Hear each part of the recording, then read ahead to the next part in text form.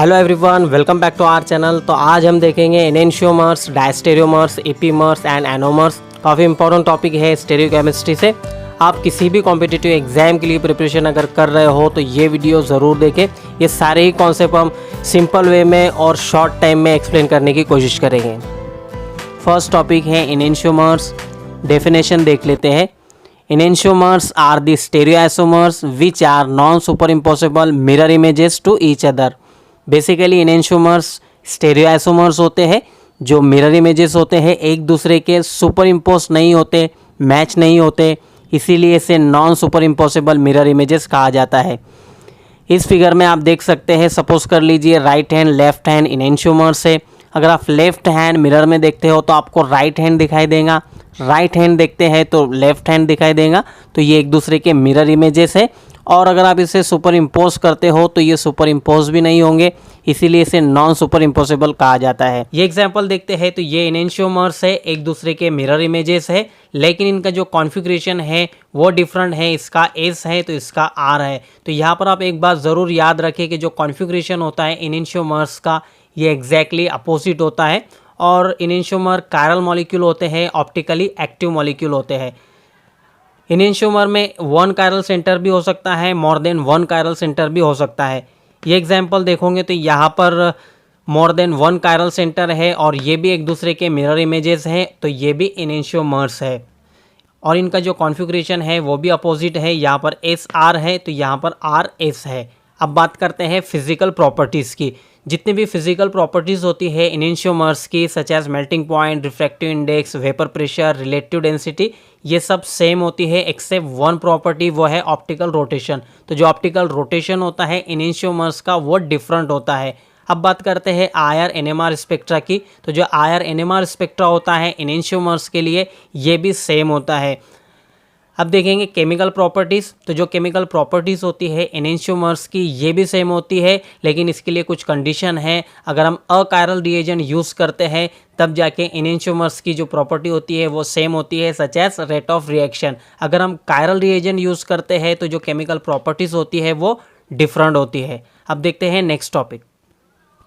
Second topic है diastereomers. Definition है diastereomers are the stereoisomers that are not enantiomers and which are not mirror images of each other.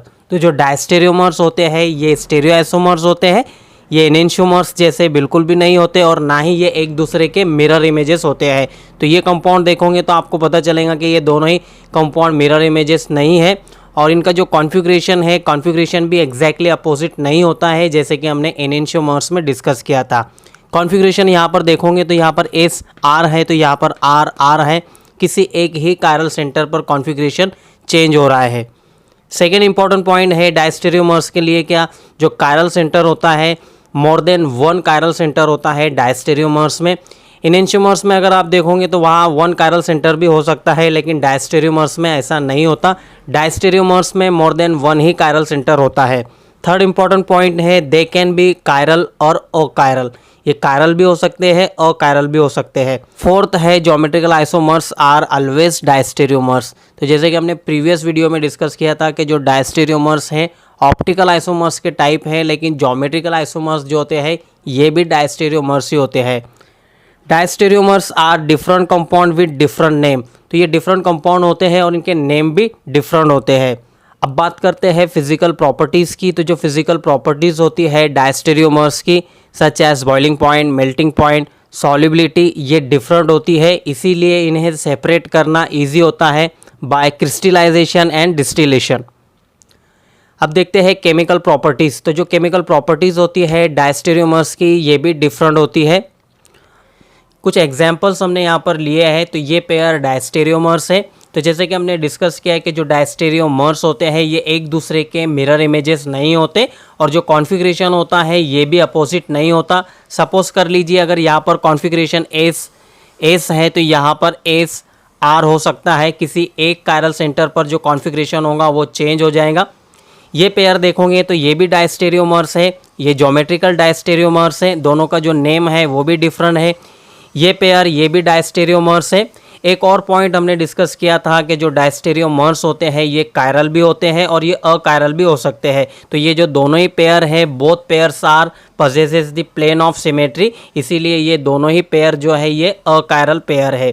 यहाँ से अगर आप plane of symmetry पास करते हो तो इक्वली यहाँ पर ये डिवाइड हो रहा है, इसीलिए ये अकायरल पेयर है। तो सेम थिंग आपको यहाँ पर भी देखने के लिए मिलेंगी।